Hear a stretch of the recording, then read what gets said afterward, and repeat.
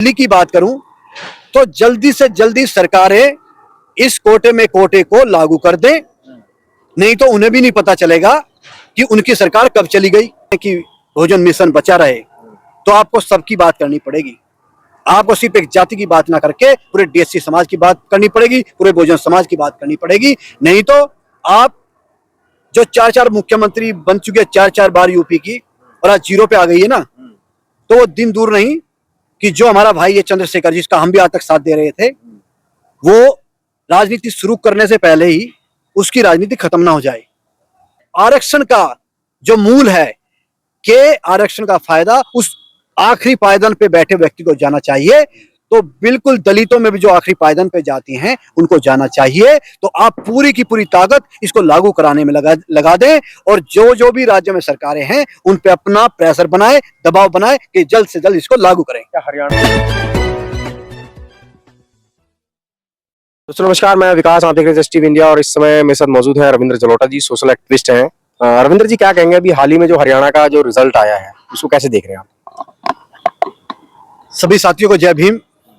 साथियों, हरियाणा का जो परिणाम आया है उसकी उम्मीद खुद भाजपा को भी नहीं थी और कांग्रेस को तो बिल्कुल भी नहीं थी, बल्कि कांग्रेस के नेता तो शपथ ग्रहण की तैयारी में लग गए थे, हुड्डा की या शैलजा की ताजपोशी में लग गए थे। मीडिया भी पूरा का पूरा ये दिखा रहा था और मीडिया को भी यही पता था कि हरियाणा में कांग्रेस की पूर्ण बहुमत से सरकार बन रही है। लेकिन ऐसा क्या हुआ, वो क्या कारण रहा कि बिल्कुल पासा पलट गया और जहां कांग्रेस की सरकार बननी थी वहां बीजेपी की बन गई। तो साथियों, ना तो बीजेपी को इसका अंदाजा था, इसकी उम्मीद थी, और कांग्रेस को तो बिल्कुल भी नहीं थी। लेकिन मैं यहां पे आपको बता देना चाहता हूं कि उसका सबसे बड़ा कारण, उसका मुख्य कारण क्या था। साथियों, जो 1 अगस्त को माननीय सर्वोच्च न्यायालय का कोटे में कोटा, आरक्षण में आरक्षण, वर्गीकरण का फैसला आया था, और उससे एक तरह से दलित 2 भागों में बंट गया। और हरियाणा में विशेषकर अगर मैं बात करूं तो वहां पर एक तरफ तो जाटव समाज है और एक तरफ डीएससी समाज है। तो वर्गीकरण और कोटे में कोटे, आरक्षण में आरक्षण को पहले हुड्डा ने ही खत्म किया था।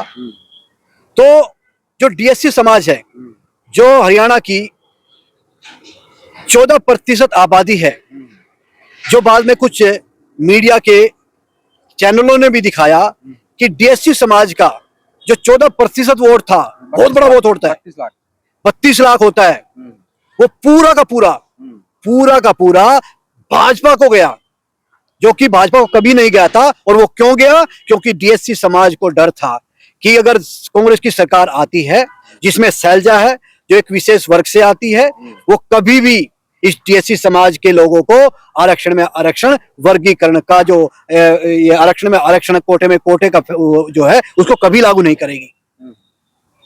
जबकि वो दलित समाज पहले कांग्रेस को भी वोट करता आया है, लेकिन सिर्फ इस डर से कि ये कांग्रेस उस कोटे में कोटे को, उस आरक्षण में आरक्षण को लागू नहीं करेगी, तो उन्होंने एक तरफा अपनी ताकत दिखा दी कि जिस तरफ डीएससी समाज होगा सरकार उसी की बनेगी। लेकिन बड़े बड़े नेता हैं, चाहे मायावती हो, चंद्रशेखर हो, राहुल गांधी हैं, उनको जननायक बोला जाने लगा है अब देश में। तो क्या इतना बड़ा मुद्दा और उसको स्किप कर गई ये तमाम पार्टियां? मैं सबसे पहले विपक्ष के नेता आदरणीय राहुल गांधी जी को कहना चाहूंगा, जो कि संविधान का नाम लेकर के, संविधान को दिखा करके लगभग 100 सीटें प्राप्त करें, उनसे हमें बड़ी उम्मीद है।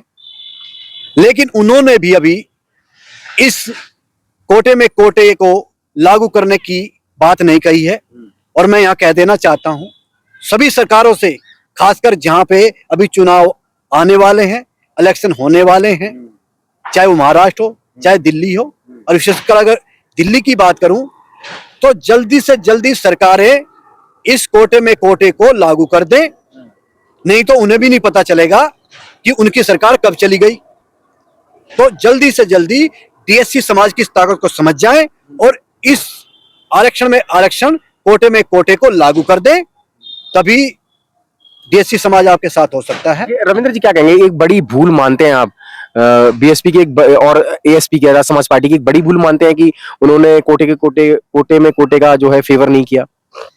नहीं, आज तक बहुजन समाज पार्टी और उसकी नेता मायावती जी और आजाद समाज पार्टी एएसपी उसके नेता चंद्रशेखर आजाद, सभी बहुजन की बात करते थे।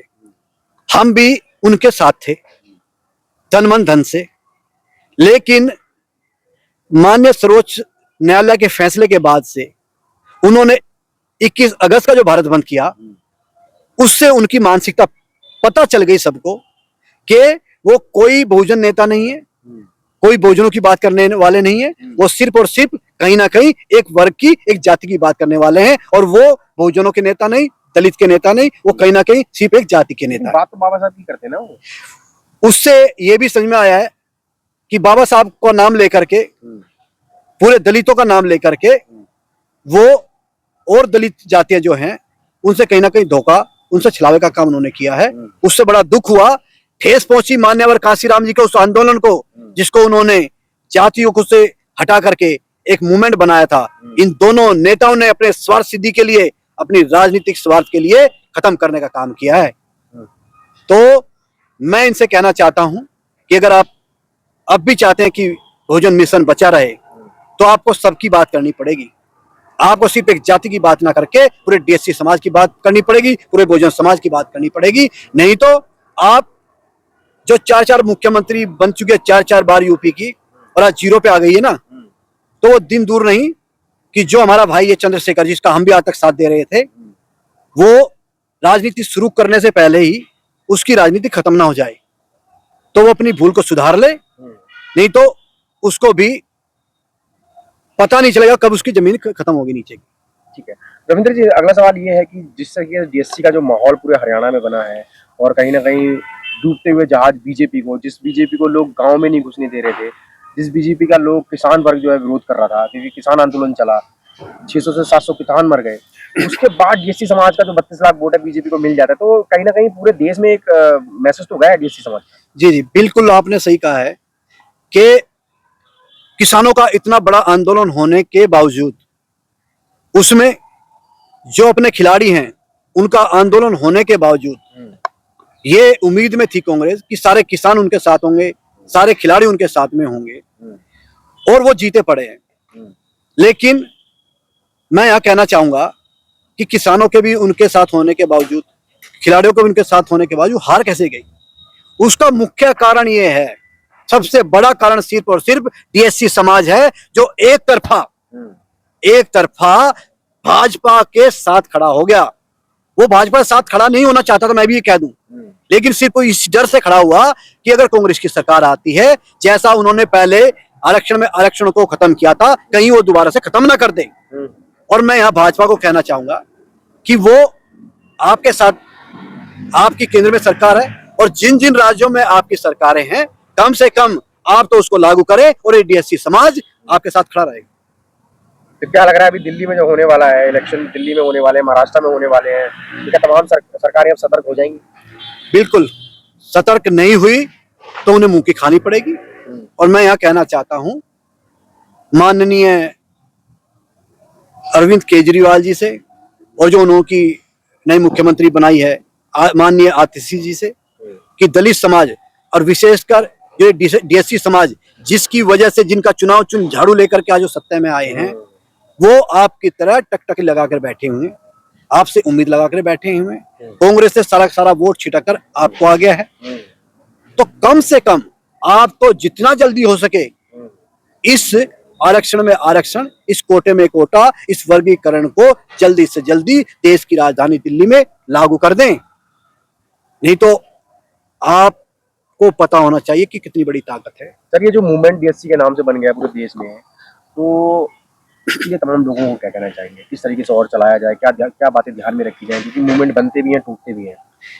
मेरा डीएससी समाज के सभी साथियों से यही कहना है आप और सिर्फ अपना फोकस जी जी जी। इस आरक्षण में आरक्षण, कोटे में कोटे के फैसले को पूरे देश में सभी राज्यों में लागू कराने में अपनी ताकत लगा दें। आपको इधर उधर जाने की जरूरत नहीं है। माननीय सर्वोच्च न्यायालय का फैसला है और उसके बाद में जो याचिका इन्होंने लगाई थी वो भी खारिज कर दी है। इसका मतलब जो है, ये जो आरक्षण में आरक्षण का जो फैसला है माननीय सर्वोच्च न्यायालय का, बिल्कुल सही है।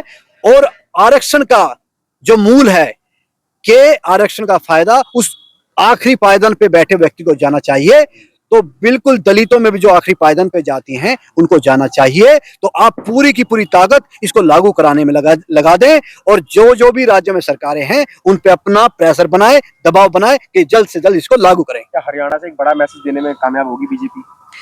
बिल्कुल।